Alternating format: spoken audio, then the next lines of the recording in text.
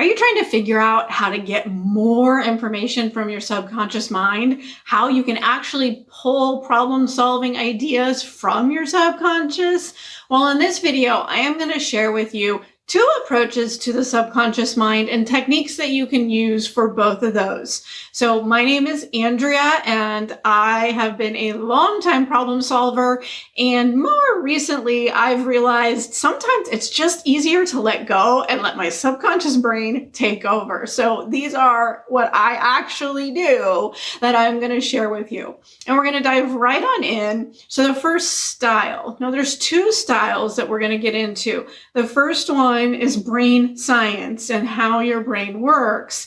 And then the second one is spirituality, your higher source, your spirit guides, and how you can use them to find the answers to your problems. So let's start with our brains. Our brains have two parts actually, that help us process information to make decisions. Now, science has shown that the part of the brain that makes decisions doesn't actually stop working when we're not using it. So if I sit down and I am trying to figure out a problem, I am studying this super hard, that part of my brain is in high activity. Now, if I stop and I go away and I go to do dishes, it becomes a menial task, and that part of my brain technically doesn't need to make any decisions. But what brain scans have shown is it is still working. It's still processing and going. So you're not using it, but it is actively going through everything in your day, working on what it needs to. And the cool part of this is studies that they have done have shown that people who were forced to make a decision right away, and then people who were allowed to do some sort of menial task, I believe it was memorizing that they did. I will put the link below if you want more information on that. Those people were told to go memorize this stuff and then come back and make the decision. Those people made better decisions when they went away and did something that had absolutely nothing to do with the decision than those that did. Even more interesting is the people within the group that went and did something else.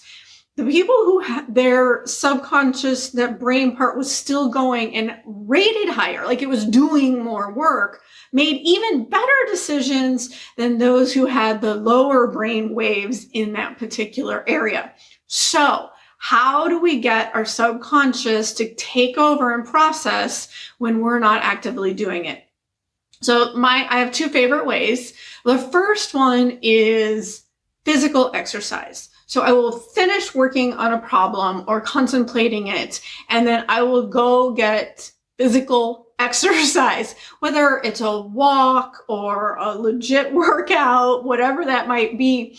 I get moving, and that takes my mind off of that. And my mind might go back to it still, but it distracts it.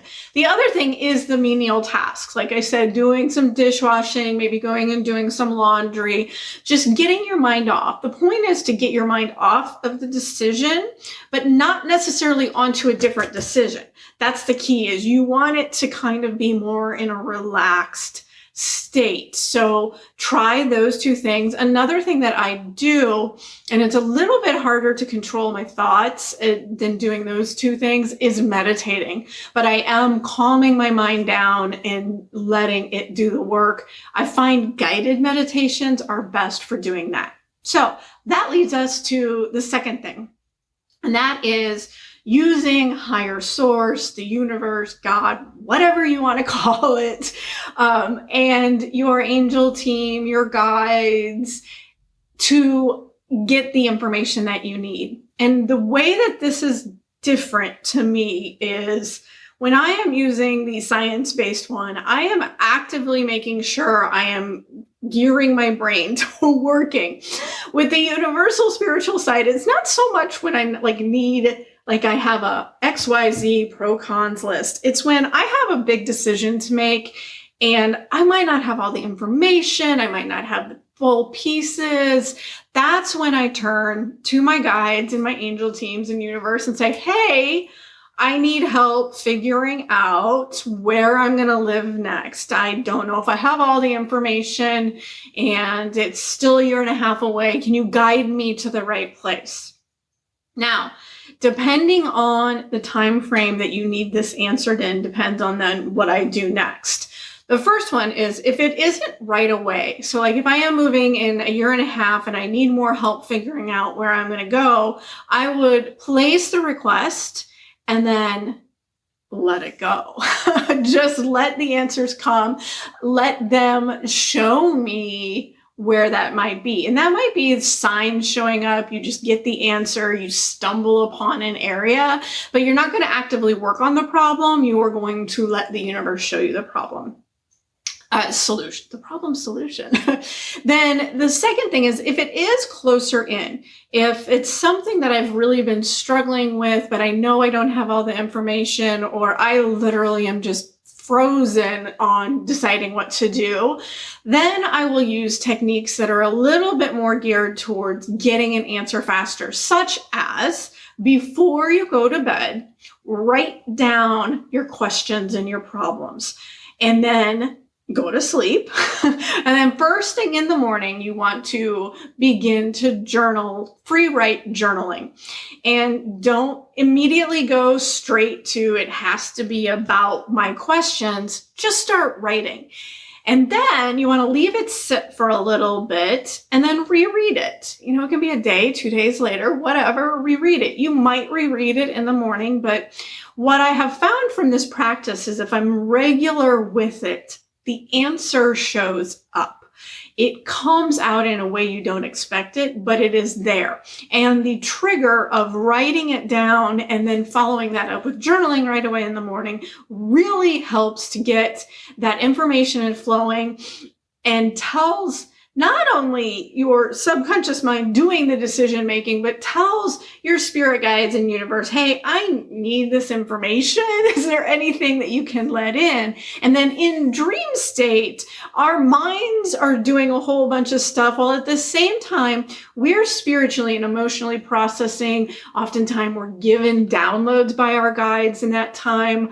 I have experienced going to a past life in my dreams. So really kind of putting that out there as you're going into dream state almost honestly kind of pulls everything in together at one. And then like I do with the meditation on the brain one, again, it's a great one in the spiritual one. You can do a spiritual guidance meditation to try and get the information from there. In fact, I have one for you if you want to try it. It's right here. But those are some great ways to really tap into your subconscious mind and allow those answers to come out. I think the biggest thing you need to keep in mind is that you have to trust it's going to work. If you think you need to have an answer within 12 hours and it needs to show up on, a special message on YouTube or brought in by a train, you're probably going to be disappointed. But if you put your requests out there, say, show me the answer when it's time for me to see the answer, because everything is done in perfect timing, then the answers from your subconscious will start to flow in. So I would love to hear, how do you access information from your subconscious mind? Drop it in the comments below. And if you have questions, drop those down there too. If you liked this video, give it a like. I'd really appreciate that. And if you want more fun, helpful tips like this on spirituality and emotional healing and how to really access that information, subscribe and get notified when I put out my next video. Thank you so much for spending your time with me today.